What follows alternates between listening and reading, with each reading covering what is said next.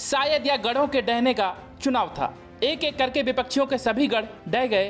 पहले आजम खान का गढ़ रामपुर गया, फिर मुलायम और अखिलेश यादव का गढ़ आजमगढ़ भी भगवामय हो गया। भाजपा उम्मीदवार भोजपुरी स्टार दिनेश लाल यादव निरहुआ ने समाजवादी पार्टी प्रत्याशी और अखिलेश यादव के चचेरे भाई धर्मेंद्र यादव को 8,679 वोटों से हरा दिया। बीजेपी के निरहुआ को 3,12,768 वोट मिले, जबकि सपा के धर्मेंद्र यादव को 3,04,089 वोट मिले। वहीं बसपा के गुड्डू जमाली को 2,66,210 वोट मिले। इस तरह आजमगढ़ भी आजमगढ़ बनने की ओर चल चुका है।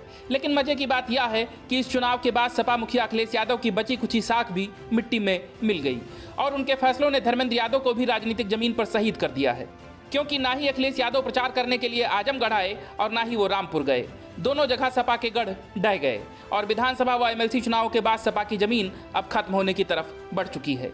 हालांकि सपा ने धर्मेंद्र को सोची समझी रणनीति के तहत प्रत्याशी बनाया था। दरअसल आजमगढ़ में यदि रमाकांत यादव को छोड़ दिया जाए तो सपा ने यहां जब भी किसी स्थानीय नेता पर दांव खेला उसे हार का सामना करना पड़ा। ऐसे में आजमगढ़ के किले को बचाए रखने के लिए सपा के पास सैफई परिवार के सिवाय कोई दूसरा विकल्प नहीं था। लेकिन अखिलेश ने अपनी पत्नी डिंपल के बजाय चचेरे भाई धर्मेंद्र यादव पर दांव खेला। वहीं बसपा ने आजमगढ़ से शाह आलम उर्फ गुड्डू जमाली को मैदान में उतारकर मुस्लिम दलित गठजोड़ का बड़ा खेल खेला था और बीजेपी ने दिनेश लाल यादव उर्फ निरहुआ को उतारकर सपा के यादव वोट बैंक में सेंधमारी का गेम प्लान सेट किया था।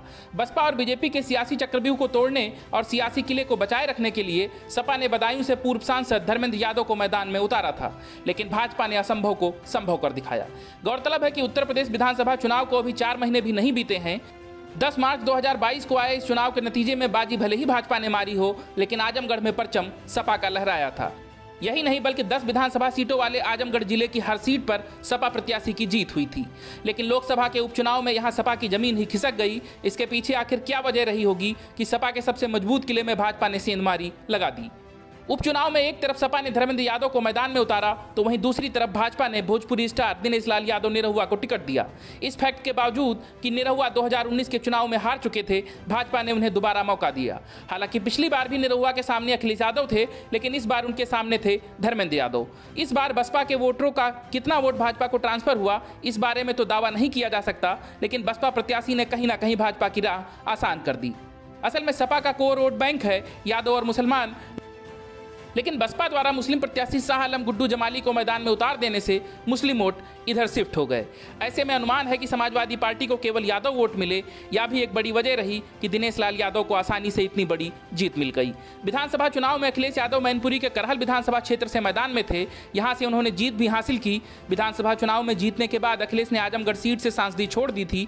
उन्होंने तर्क दिया कि वो विपक्ष में बैठकर अगले विधानसभा चुनाव की तैयारी करेंगे, लेकिन लगता है कि आजमगढ़ में अखिलेश के समर्थकों और कोर वोटर्स को उनका यह फैसला रास नहीं आया। Bureau report, news of India.